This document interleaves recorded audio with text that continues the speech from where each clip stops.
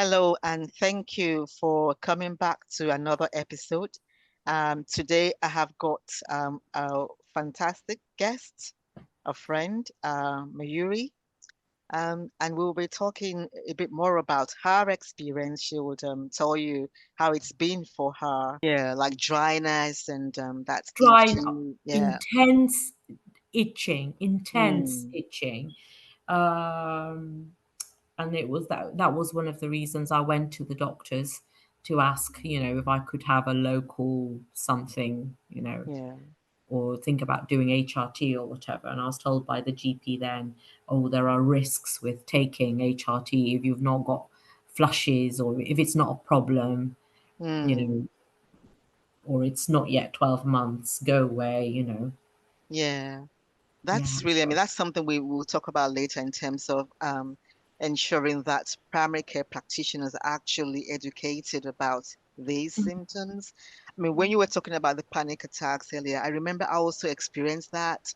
mhm. And I would say that for me, I don't go to the surgery maybe twice a year or so I'll go. Yes. But when I hit that age, I noticed that I was going maybe a lot. I'm like, what's happening to me? Why do I need to go and see? Because Yeah. why am I experiencing these panic attacks, this, palpitations, anxiety, and things like that?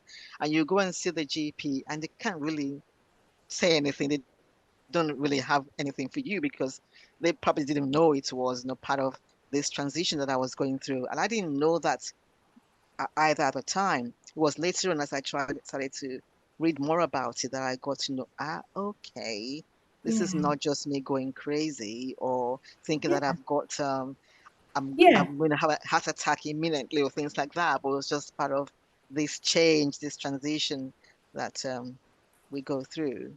Exactly. Educating yourself, reading around the subject, speaking to others is the way to really um, forearm yourself with the changes that are happening because you're gaslighting yourself otherwise. As you say, Hmm.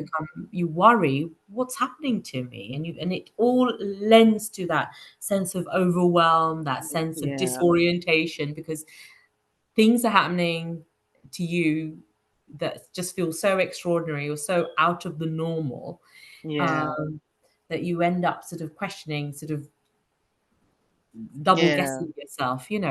Mm, So definitely trust what's going on in your body and try and do lots of research around it. yeah. I'm a psychotherapist as well. So having those sorts of conversations with yourself, but why am I feeling this way? Or Mm, it's not just about the physical symptoms, the anxiety and stuff may be to do with the transition, the changes, the shifts that are happening. What is yeah. my All this place in the world? hormonal, yeah. The Mm, children are usually growing up at that point and becoming independent, but mm. not fully independent yet. Really. So just trying to work out that balance of, those Mm, relationships. And yeah, it's so, can be a very complex time point in life, and sometimes I think we also could excuse what's happening and have other reasons why it's happening rather than actually thinking it might be due to these hormonal changes that phase of life brings for us. So we've talked about the urogenital, the leaky bladder, we'll call it, and this we can use there is pads and things like that that people can use to yes. help control that. Did you ever try any pelvic exercise? Because I did try pelvic exercises like that, but I did had a little bit of bladder um, Yes. lack of control as well. A little Yeah. bit of that. Kegel exercises, I think they call them, don't they? Did they help you, Josephine? I Did think you have the so. discipline to I do? think so. Yeah. Oh, So sometimes even on the train, if I'm standing, I'm doing my pelvic exercise. Nobody knows because I'm just trying to firm up that yeah. part of the body and any opportunity to do that. I think it's helped because that's a lot better. Mm. Yeah, but yeah, I mean, so it's good to know that there are things that one can do. But then Yeah. if you don't know why it's happening and don't know that it could be part of this transition, Yeah. then you probably wouldn't want to explore those options. Yeah. Yeah. I want to explore these options. I just don't have the self-discipline. I heard on the radio recently somebody sort of talking about nobody will know you're doing it at the till or on the Mm-hmm. bus or wherever you are. Just be sort of doing your pelvic exercises. Yeah. But I forget. I forget to do them. But definitely they're very good for you. I know. I've heard that. Yeah. I mean, they've been very helpful for me because I think it's helped a lot to control that part and that Yeah. bit. So I don't experience a lot of that leaky issue anymore because that was, like you said, very worrying. And because, Yes. yeah, it's just we're amazing people, women. And also, yes. So, you mean you talked about no children, and I know you have a daughter. So have you Yeah. spoken to her about what's coming her way? Because you said your I mom didn't tell you so much about it. My mum didn't tell me. And should I be educating my daughter? Well, everybody in the house knows about the menopause because I sort of put everything down to that nowadays. And people are rolling their eyes in the household saying, oh, well, but it can't all be that, mummy. Well, I won't lie. I haven't been able to have a sensible conversation with my daughter about it. She's 20, and she's just not at that age where she wants to hear these things. Sort Mm, of say to her, well, all these things happen. This is happening to me, but it feels so far in the distance. Feels like yeah, it's a you problem, mummy. It's not, it's not my issue. I'll deal with it when it comes, kind of thing. But yeah, definitely, I think, we should be talking and exploring these narratives with women so yes, that people are not caught out of yes, awareness. yeah.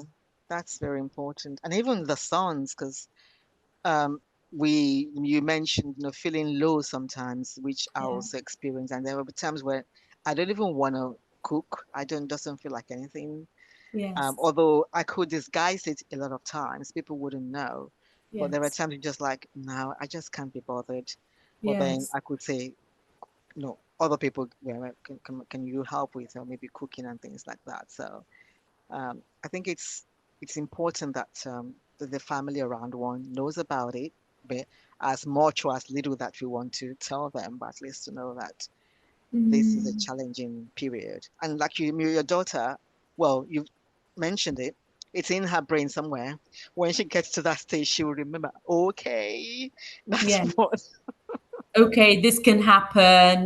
Mummy mentioned this exactly in the same Mm, way that I remember whatever little that I do from my own mum. yeah. One it's really good that the government has said, 50% of the workforce is women, and we should be giving mind to this time of their life because it really does have an Mm, impact. yes. So I'm glad that there is that to raise the awareness. It's not a disease, it's like a natural change, but it Yes. has so many impacts on such subtle kind of levels. Yeah. uh, it really does. The statistics you brought up really brought to mind the effect it can have on a woman's life. Yes. So, because if somebody saw you or saw me, they wouldn't think, oh, there's something physically or something Yeah. outwardly wrong. Yeah. Like it says on the tube, not all disabilities And are, visible. are visible, and it's not a disability, but it's something that does leave its mark or sort of impacts in some way.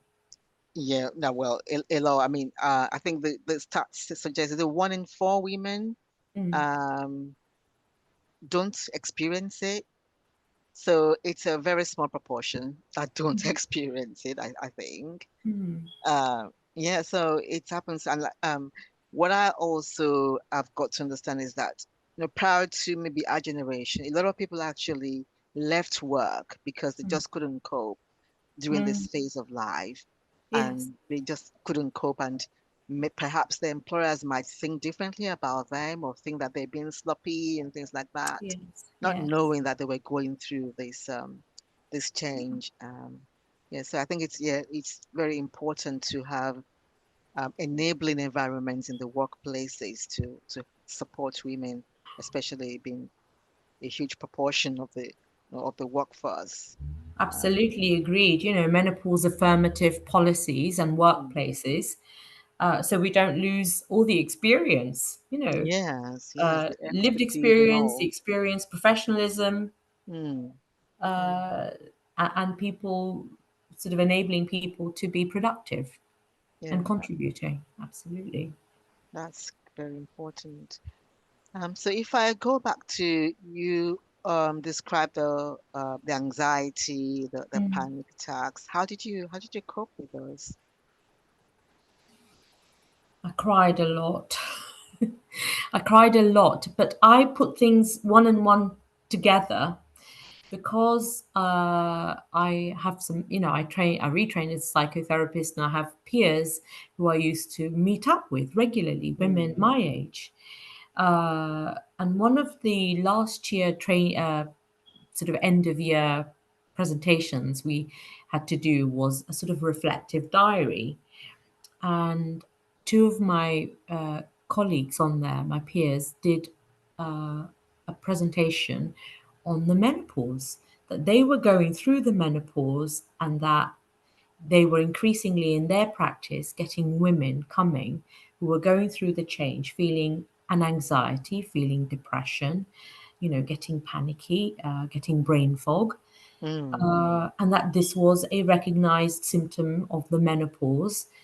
And then they talked about it. And as they were saying this, I thought, what? This is happening to me. So I sort of read around it. And then when I researched it, uh, there was an awareness, there was Mm. a self-compassion, there was okay, there was a sort of a positive talk. You're not going crazy. There's nothing wrong with you. This happens.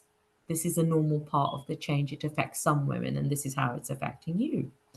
Yeah, So that's how I sort of, dealt with it at times. yeah. Otherwise, it was just a case of just letting the tears come, just sort of doing things to look after myself, So, just sort of taking a walk in nature, yeah. those sorts of therapy sorts of things, you know. Yeah, like I said, self-care is very important, but before that is that awareness, knowing that what you're experiencing is not abnormal. It is Yeah. actually part of this change.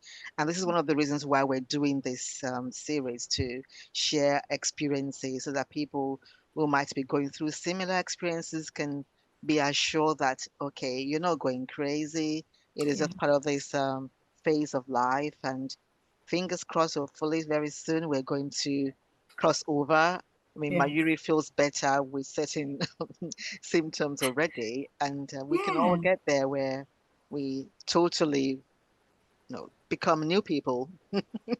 Yeah, yeah, exactly. It's a good thing you've used that phrase. I say to myself now that there was that sadness. It's as if it was an ending of a phase Mm, of my life. yes. But all endings bring a new beginning, Beginning. Yeah, definitely. and then this is a new beginning. What are the opportunities here for me? I don't have to worry about monthly periods. I don't get any kind of cramping or PMT anymore. You know, am I being invited to be, in my power? I Yeah, don't, the children are growing up and managing to be a bit more independent. So this is my time. This is what I say to myself, that maybe I've lost something, maybe I've lost some hormones and gone through some effects, but what else can I do coming forward? Is there any positives to it? yeah. That's definitely how to say it. It's a new phase, it's a new beginning, a new you. So be the best version of this new you as far as possible. That's the thing. Let's forget about the past. Let's just look forward to what the Yeah. future has to bring. And yeah.